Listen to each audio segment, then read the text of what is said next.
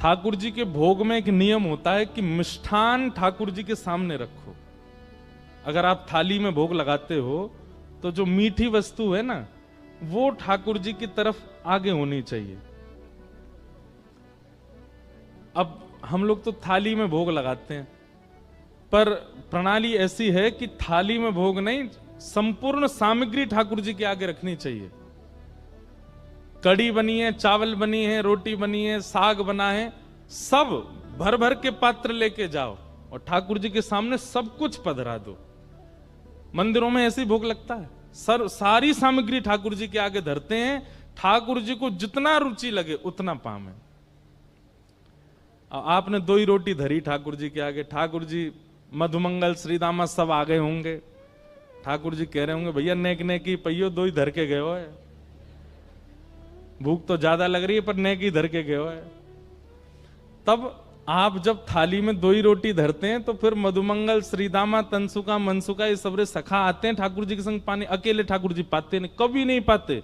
या तो किशोरी जी और अष्ट सखियां आएंगी या फिर ठाकुर जी अपने सखान को बुलाएंगे। ठाकुर जी अकेले प्रसाद नहीं पाते। और आप धर के क्या गए हो, 2 ही रोटी, नेक्स्ट सब्जी। अच्छा, कई घरों में तो देखा इतनी सी चांदी की थाली, वहां में इतनी इतनी सी कटोरी। हमारे लाल जी छोटे हैं ना, छोटा सा मुख, छोटी सी थाली, छोटी सी गिलास। कहीं ठाकुर जी ने आपको छोटा सा मान लिया ना, रोते रहोगे फिर अन्य के काजे।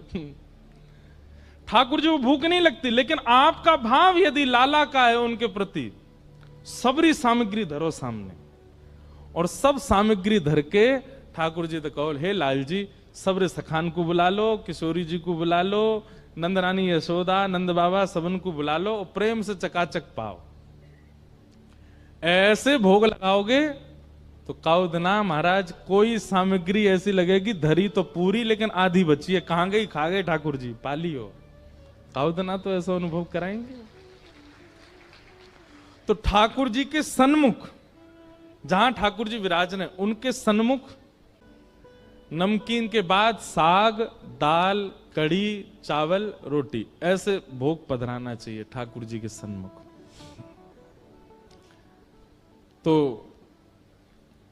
नाथ द्वार में नवनीत प्रियालाल जी इतने से लड्डू गोपाल, छोटे से, तो उनके सामने भोग पधराया गया। लेकिन जल्दीबाजी में कहा कियो, मीठी सामग्री पीछे धर दई और कड़ी बिल्कुल सामने धर दई। जहां नवनीत प्रिया जी विराज